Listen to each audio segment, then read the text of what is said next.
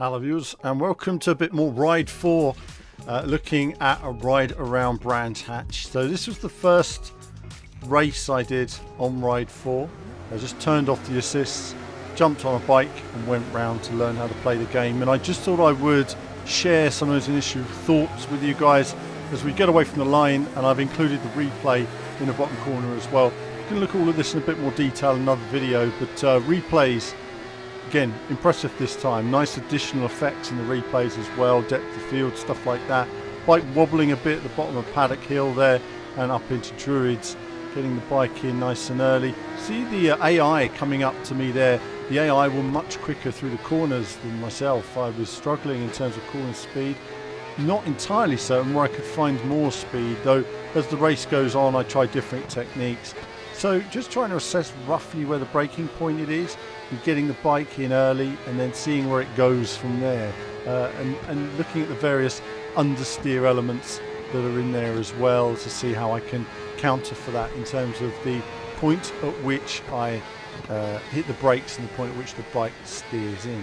So as we get into it, I'm racing here. This was with 40% AI, which was the default, so the AI is not on a hard setting. For me it was a case of more, instead of doing a time trial, just doing a race, but at the same time having a nice clear track where I can get my head around how the bike works. In many respects I'm very tentative. I always find that on a lot of these games you need to build speed slowly, so don't expect to just go in there and hit the brakes at the last second. You will just fly into the bushes. Having said that, on something like this, if you brake too early you steer in. If you then have to sort of counter steer a bit into the corner, you just find the bike just sails off wide, and you're completely off the track. So this is a really difficult balance, but over these next few laps I'll try and get the bike into those apexes, get on the power nice and early, and again the bottom of the hill, very unstable, the bike into that corner. Paddock it again, just through, a bit smoother this time, progressive on the acceleration. I want to avoid the curbs.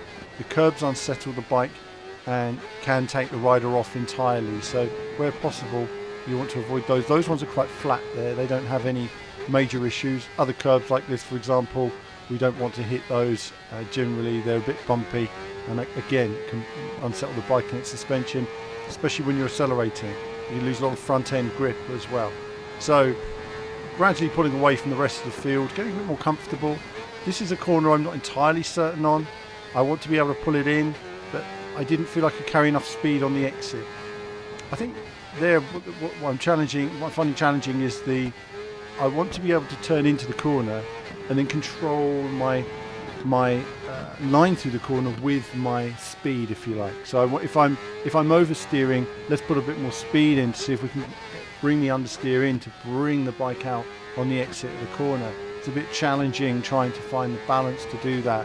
I find that you need a high consistent cornering speed to be able to actually keep it in a nice line. So the game works well when you're at a certain speed, but if you're not at that speed and you're below it or above it, if you're above it you'll sail around the outside the corner.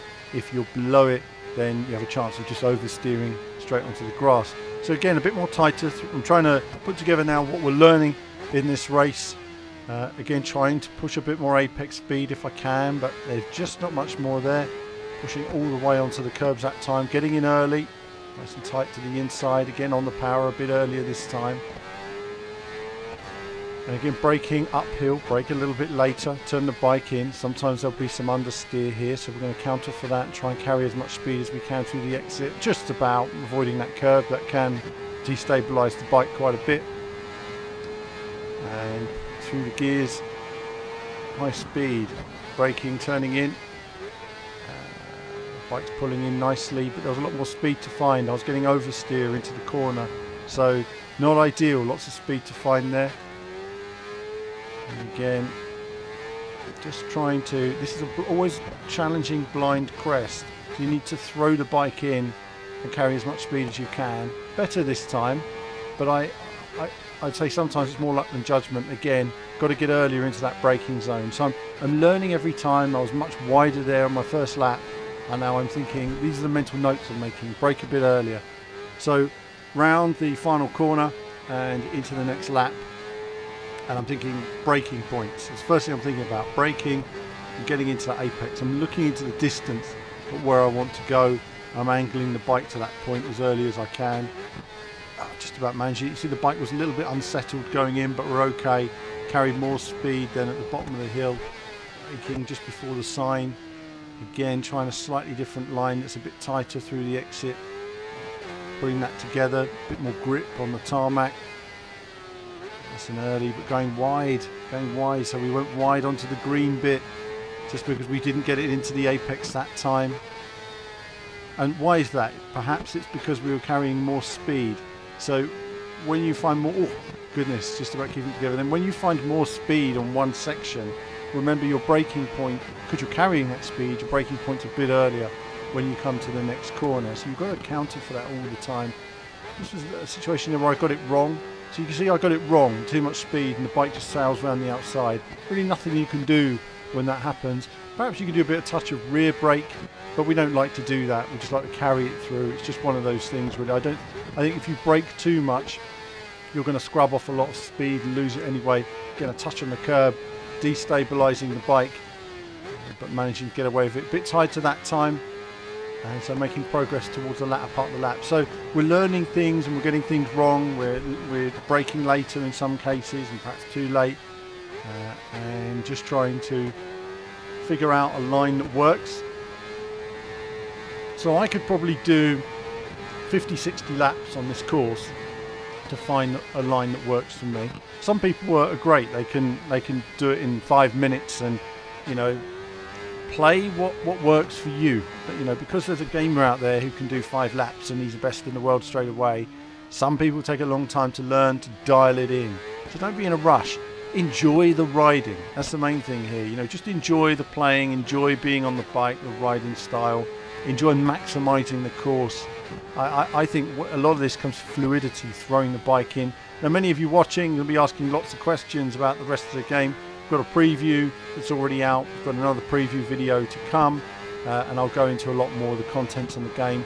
And your questions, I'm going to go through that on a your comments video as well. So content to look forward to. I'm not going too in depth on anything else on this video. Also, no on board the bike here. I simply don't play that well on board the bike. I find it's a completely different mindset. So for me to change view would mean relearning the game again on board, and I just don't have the time to do that. So if I had the time, I would do it, but alas, I just don't, to change my riding style. Same with car games. You change your view, which means you change your perspective on your braking points, and it takes a lot of adapting whatever the view change is. So that's been a few laps of Brands Hatch on Ride 4. Hope you've enjoyed that little, a quick look, and there'll be more from me as we go across the line very soon. Oh, do like and subscribe, of course. More from me very soon.